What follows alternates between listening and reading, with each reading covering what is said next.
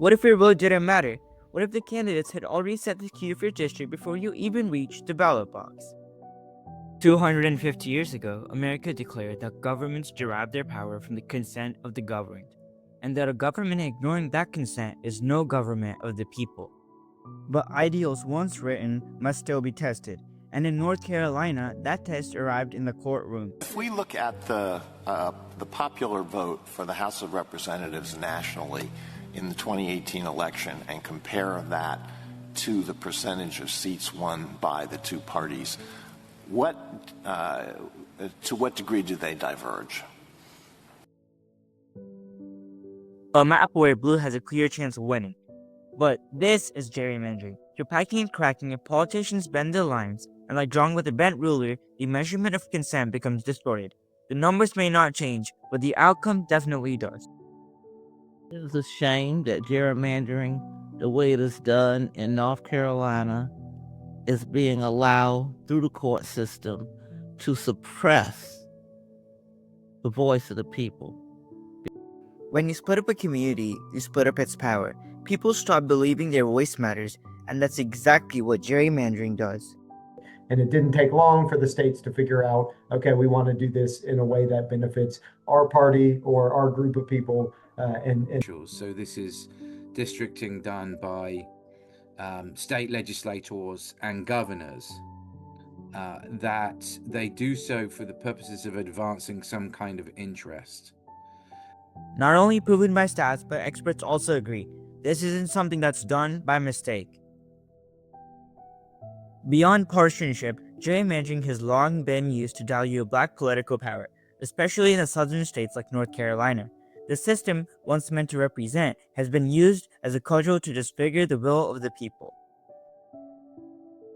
However, not everyone agrees with the threat. Some argue that the Constitution gives legislators the full authority to redistrict, and that politics are just a part of the process. An example of this occurred in 2022 with the case Moore v. Harper, which put North Carolina back in the national spotlight. Lawmakers argue that the state court shouldn't be able to overturn congressional maps, that only the legislature had the power. It was a fight over who draws the lines and who gets to check them. Institutions would not have permitted absent soldiers from voting in their home state elections, but for the fact that state legislatures refused to follow those rules.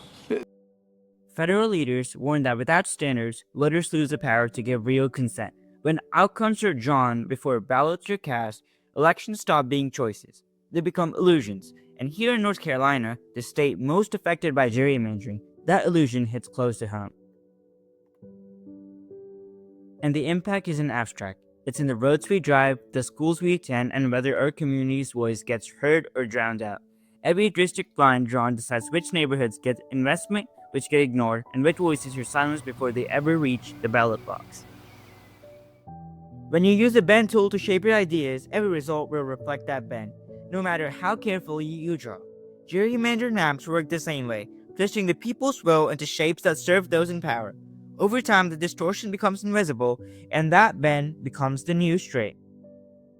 Voters don't pick their politicians. With gerrymandering, there's no power derived from the people. The power is derived from the politicians who are in office. And after Reconstruction, gerrymandering was used to deny representation to Black Americans in a very racially discriminatory way. There have been times when it's been used to deny representation to cities at the expense of rural areas. And of course, there's been times when it's been used to deny representation to Democrats or Republicans to favor the other group. Affiliation. And when they draw those lines, they are motivated to try to generate as many seats as they plausibly can. Gerrymandering isn't just political, it's philosophical. It tests the principles of the Declaration itself. What happens when it's not the people choosing their leaders, but the leaders choosing their people?